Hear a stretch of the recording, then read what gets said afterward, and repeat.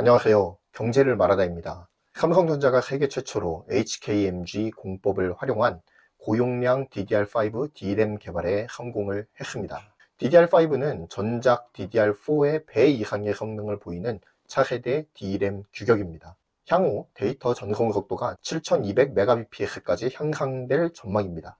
이는 1초에 30GB UHD 영화 2편을 다운로드할 수 있는 속도라고 합니다. 이번에 개발한 고용량 DDR5 모듈은 업계 최고 수준의 고용량, 고성능, 저전력을 구현하는 데 성공을 했습니다. 이를 통해 차세대 컴퓨팅과 대용량 데이터 센터, 그리고 인공지능 등 첨단 산업 발전의 핵심 솔루션 역할을 할 것으로 기대를 모으고 있습니다. 삼성전자가 이번에 발표한 고용량 DDR5 메모리의 주된 기술적 특징은 두 가지로 압축될 수가 있겠는데요. 게이트의 소자를 유전율 상수가 높은 물질로 바꿔서 공정이 미세화됨에 따라 필연적으로 나타날 수밖에 없는 터널링 현상, 그리고 누설 전류를 획기적으로 줄이는 HKMG 공정을 적용한 것이 그 첫 번째 포인트라고 할 수가 있습니다. 유전율이라고 하는 것은 무엇일까요? 이는 전기장에서 전기 에너지를 축적하는 물체의 능력을 의미합니다. 한마디로 이야기해서 전자를 붙잡아두는 능력이 좋다는 이야기입니다. 이를 설명하기 위해선 D램의 구조를 간단하게 살펴볼 필요가 있을 텐데요. D램에는 전기를 통제하는 트랜지스터와 전하를 가두어 데이터를 저장하는 커패시터라고 하는 공간이 존재합니다.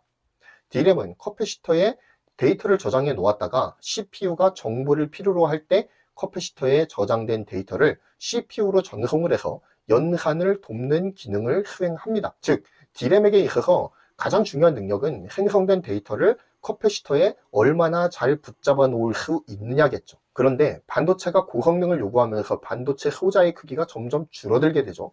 이에 따라 한 가지 문제가 생기는데, 게이트의 폭이 줄어들면서 전력 효율이 좋아지는 것이 상례입니다. 그렇지만 전류가 제대로 통제되지 않고 새버리는 누설 전류의 문제가 생기기 때문에 어느 한계에 다다르게 되면 오히려 게이트의 폭이 좁아지면 좁아질수록 전력 효율이 나빠지고 D램의 신뢰도가 떨어지는 문제가 발생하게 돼요. 삼성은 이러한 반도체의 누설 전류 문제를 해결하기 위해서 전기 에너지를 축적하는 능력인 유전율 상수 K가 높은 하이-K 소재를 절연막으로 사용합니다.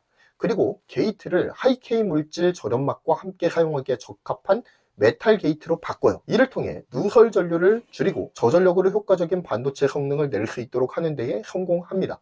이를 하이-K 메탈 게이트, 약자로는 HKMG 공정이라고 부르게 되는 겁니다. HKMG 공정이 적용된 삼성전자 DDR5 메모리 모듈은 기존 공정 대비해서 전력 소모를 13% 감소시키는 데 성공을 합니다. 이로 인해서 데이터 센터와 같이 전력 효율이 중요한 곳에 최적의 솔루션을 제공하게 될 예정이라고 하죠. 또한 삼성전자는 D램의 데이터 처리 용량을 높이기 위해서 업계 최초로 8단 TSV 공정을 사용합니다. TSV는 칩셋을 위로 쌓아 올리는 공정을 뜻하는데요. 반도체의 성능이 고도화되고 더 많은 반도체를 탑재하여 여러 첨단 기능을 삽입하기 시작하면서 중요해지기 시작한 것은 반도체의 크기입니다. 왜냐하면 반도체의 크기를 줄여야 더 많은 공간에 더 많은 기능을 가진 반도체들을 더 추가적으로 설치할 수가 있기 때문이죠. 종전과 같이 반도체의 면적을 넓혀서 용량을 늘리기에는 공간적인 제약이 많아진 것이 사실입니다. 그래서 제시된 해결책은 반도체 용량을 늘리기 위해 칩셋을 위로 쌓아 올리자라는 것이었죠.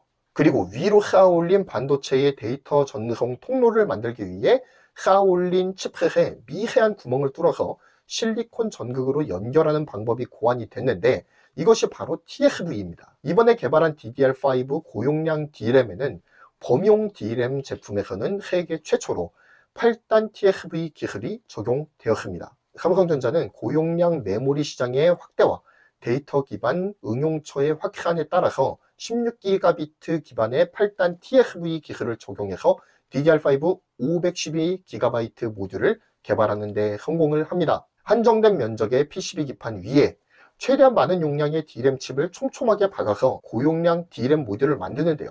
서버에 탑재되는 초고용량을 충족시키기 위해서 D램 칩셋을 위로 쌓아 올려 그 용량을 배가시킨 것이죠. 사진상으로 보았을 때 이번 512GB DDR5 D램은 20개의 D램 모듈과 하나의 RCD로 구성이 되어 있습니다. 즉 D램 모듈 하나당 25.6GB를 담당하고 있다고 보시면 될 텐데요.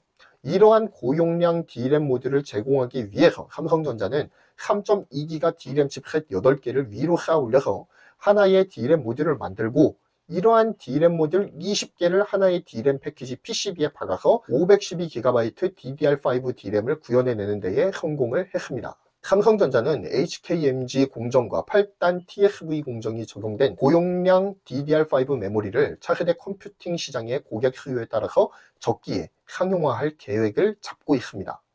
삼성전자는 최근 마이크론에게 4세대 10나노 공정 D램 양산 타이틀을 빼앗겨서 체면을 구긴 바가 있죠. 물론 삼성전자는 EUV 노광 장비를 활용한 좀 더 양질의 4세대 10나노 공정을 준비 중에 있고요. 올 하반기에 양산에 예정되어 있습니다. 그래도 세계 최초 타이틀을 마이크론에게 빼앗기는 것은 굴욕이었죠. 언론사에서는 이를 두고 D램 기술 패권을 마이크론에게 빼앗긴 것처럼 이야기하기도 합니다.